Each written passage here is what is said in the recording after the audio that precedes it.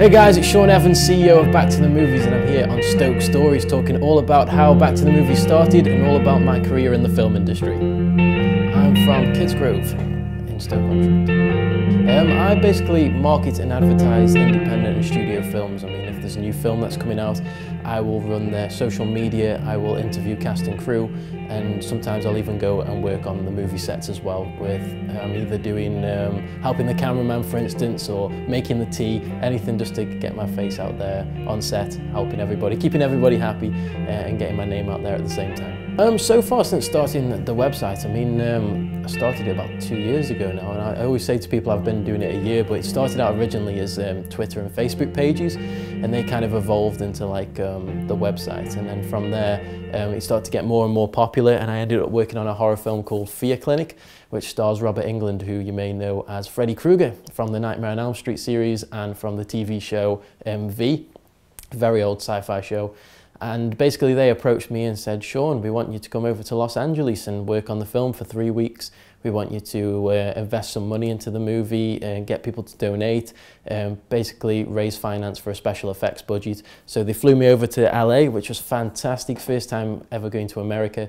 I've met some amazing people. I met Robert, we went out for lunch, went to Robert Englund's house, which was fantastic, and I'm thinking all this is happening because of a blog. Basically it all started out as a blog, and next minute I'm in Los Angeles, I'm going to Universal Studios, I'm going to Paramount, I'm going to Sony, I'm doing all the great things along the way, meeting some great people, and hopefully I'll be going back there in October of this year, so it's going to be another experience. And yeah, it's taken me to so many places. I mean, starting the website, I mean, you think about it, you're doing it from home, you're doing a blog, you're doing it as a hobby. The next minute you're on a plane to Los Angeles, or you're on a train to London to go to a film premiere or something like that. It's pretty crazy right now. Quite a few celebrities that I've met in general. I mean, there's TV show celebrities like from Only Fools and Horses. I met Boise and Nicholas Lyndhurst, who plays Rodney. Other sort of TV actors and actresses, it's very different, because I mean, when I went over to America, I met Ken Jeong, who was Mr. Chow in The Hangover, but at the time when I met him over there, he was in the Glee, so he was on Paramount set reading his lines. I came up, said hello. I was at Paramount on just the normal studio tour, nothing work related. I turn around and bump into a guy. I turn around, it's Kevin Hart, who's just shooting a new Husbands in Hollywood's TV series right next to this beautiful grey Aston Martin. When I was over in Sony in LA, I met Frank Caracci, who's the director of the new Adam Sandler film Blended with Drew Barrymore.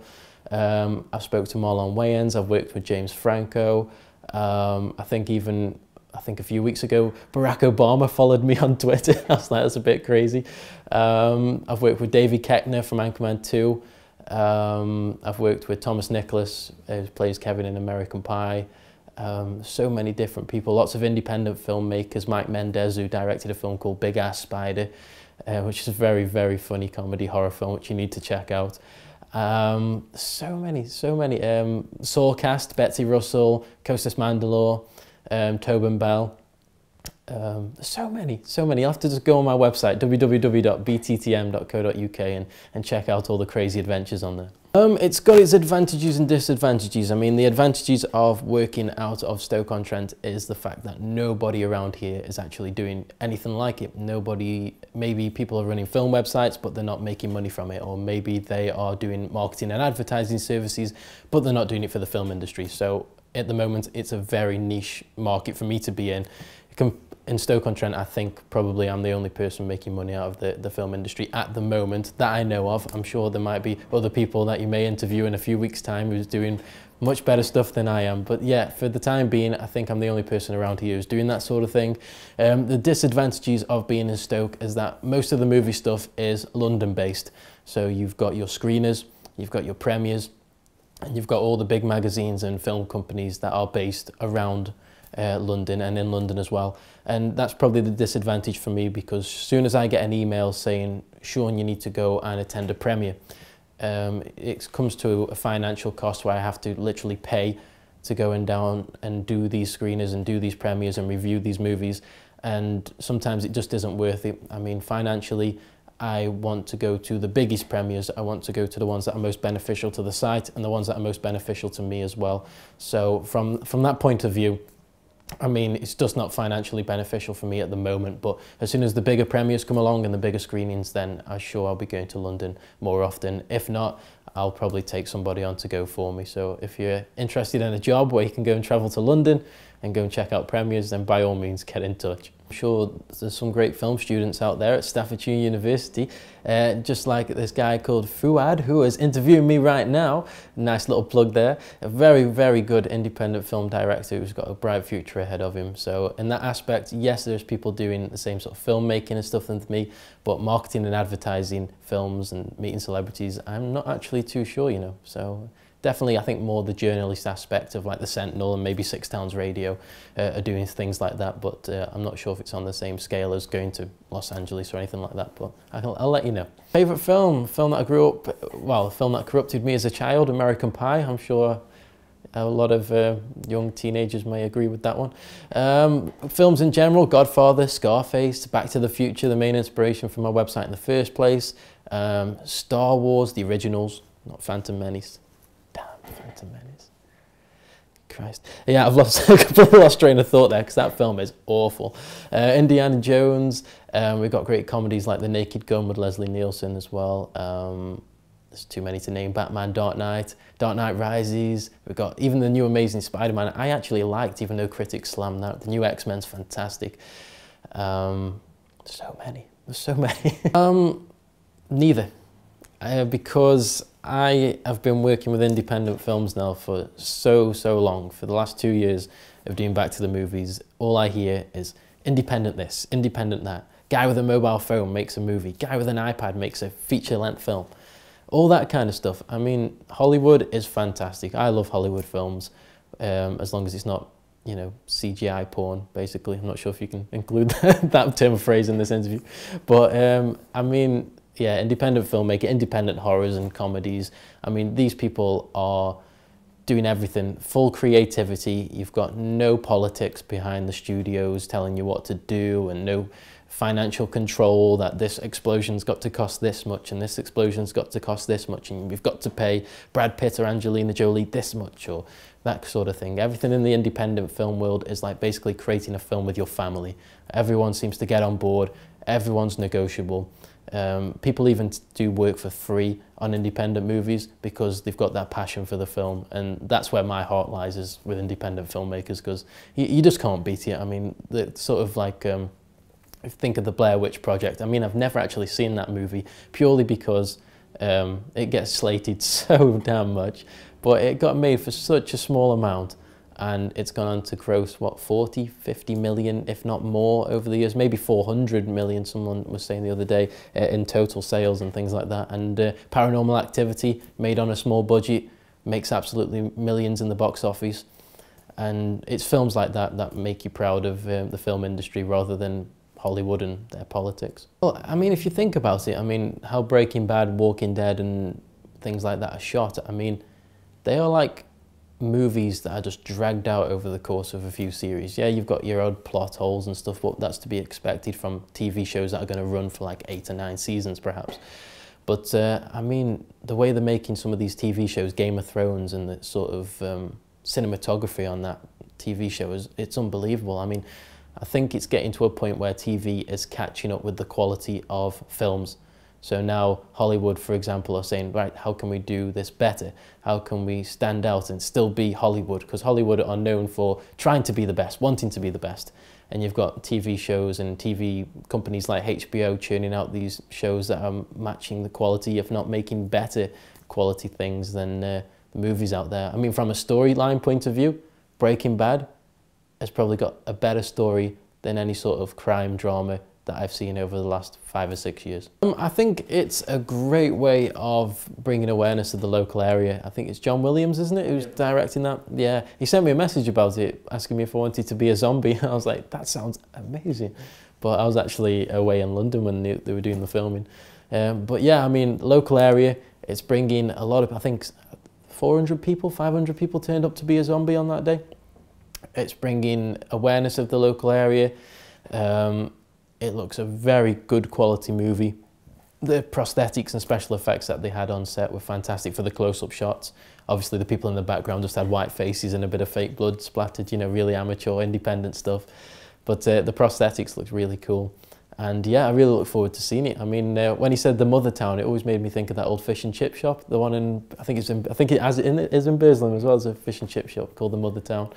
And I was just thinking, he's going to make a film about fish and chips. And then I saw all these zombies. I was like, what's going on here? It's like, it's a bit crazy. At the moment, I'm just taking it day by day. I mean, I've got to go back out to Los Angeles in October for the premiere of Fear Clinic, the movie. So I'm definitely going to be plugging that for a while. And I may be working with them, maybe, on some other little secret project in 2015. But I can't say much about that at the moment. Hopefully James Franco comes running back and says, Sean, I want to work with you. We're going to meet up. We're going to go partying. That would be awesome. And if A Haunted House 3 comes out, which is a possibility, then I could be working with Marlon Wayans on the third installment of the very cheesy horror comedy that he's producing. I mean, the first interview that I ever had was with an independent film director here in Stoke On Trent, Chris Stone. And it was my first on-camera interview.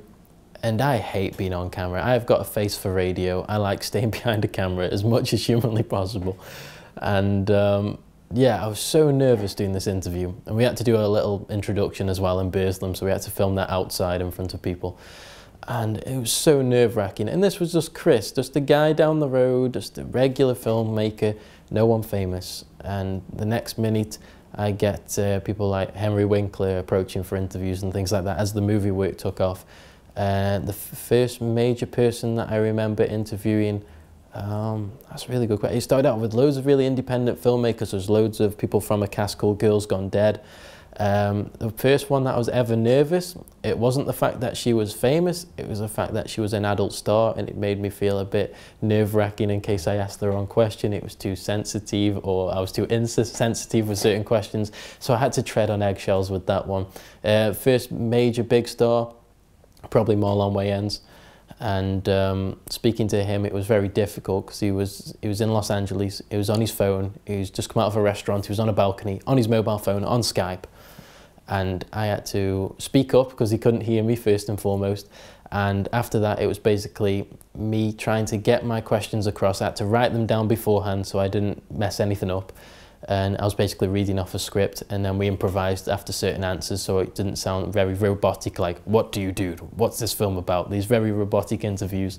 We kind of ad-libbed some of the questions and kind of freelanced it from there. But it just made me so nervous. I honestly can't tell you how I do it. It's just something that I got used to. So many people I was interviewing in the independent film world, as soon as I interviewed a name that I actually recognised, it became more routine, where it was more of me asking the questions, more of a conversation aspect, because that's what we tried to do on Back to the Movies. It's more of a conversation rather than a linear interview. I mean, I remember interviewing WWE star Mick Foley, and for about 15 minutes we were talking about how his dog's called Randy Orton and how his son wasn't making him any coffee that morning, so we were trying to get his son to make him some coffee for the interview, and just weird things like that. It's more of a personal aspect. And I mean, I've had, with the interview with James Franco, was in a hotel room. He'd literally just woken up, put on his laptop on this really dodgy Wi-Fi connection, and he was all pixelated. The voice was going all constantly on this really bad stream overseas. And somehow we managed an interview, and we were just laughing about how bad the internet connection was. I've had interviews where someone has actually Skyped, called me from a toilet. So that was very interesting, and the sound quality was very echoey, you know, as you do. But that was just some of the craziness that goes on with these personal interviews. I've definitely had some stories, but it's all private and confidential, I'm afraid, so I can't really say too much. Perez Hilton, I sent him a message a while ago. He's a very big blogger over in the UK, he's a very big blogger over in America. He's a millionaire just from doing what I'm doing, from adverts, from celebrity cameos and movies. But his kind of blogging is more sort of journalistic, so it's more sort of poking fun at people, and I didn't kind of like that sort of stuff. But I loved how he started from a blog and got to where he is today.